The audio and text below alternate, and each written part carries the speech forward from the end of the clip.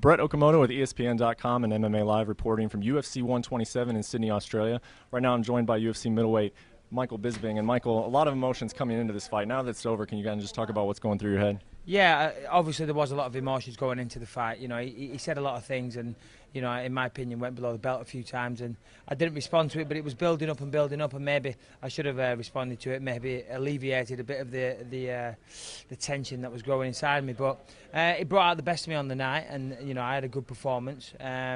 But as I said, he said a lot of things, and I wanted to get that off my chest. And I maybe want to apologise for my actions afterwards. You know, I mean, he was a good opponent, and you know, we put on a good fight and a good show for people. I think that's what's important. And I lost my cool a little bit after the fight, but I'm an emotional guy. You know, I mean, none of it's an act with me. You know, I'm a real person, and he pushed a few buttons with me. You know, and I was a little upset, but I want to apologise and thank Jorge for taking the fight, and you know, wish him luck with the rest of his career. You mentioned this, that you're kind of a sensitive guy. Those comments got to you a little bit. Were you surprised at how fired up they got you? Yeah, well, no, I have got a bad temper, you know, and I'm very emotional, and I was trying my best to contain it all and take the classy higher ground. I think I maybe messed up a little bit at the end there, but you know, I mean, it is what it is. You know, as I said, I apologise. It's a professional sport, and maybe I should have kept my cool a little bit. I put on a good performance. I don't want to tarnish that with acting like an idiot afterwards. But I had things I wanted to say to him. You know, I mean, he did get very personal with me, my family, my country.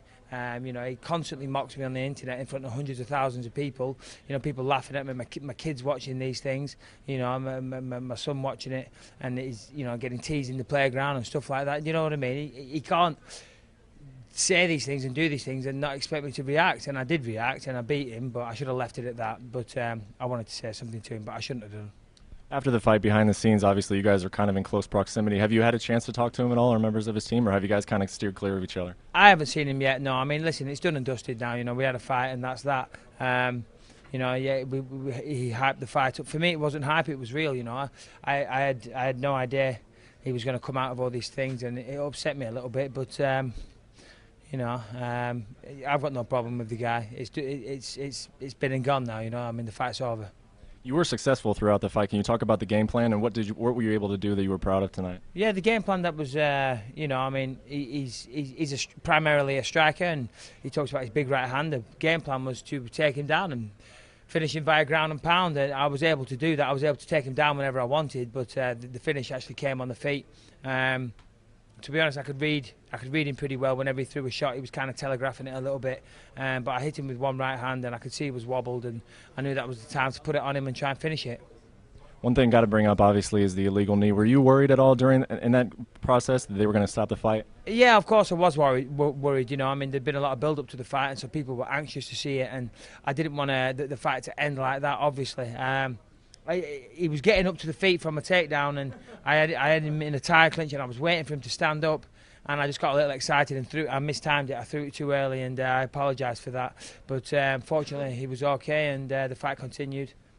So what do you think this fight does for your career, and how big is it for you in your development and progression through the middleweight division? Well, you know, obviously, you know, a win is good, you know, and all wins, you know, I mean, everyone in the UFC, you know, are you know, worthy, credible opponents. I just want to keep fighting the best. As I said after the mic, you know, I just want to keep training, keep getting better, and just keep improving and fighting the best.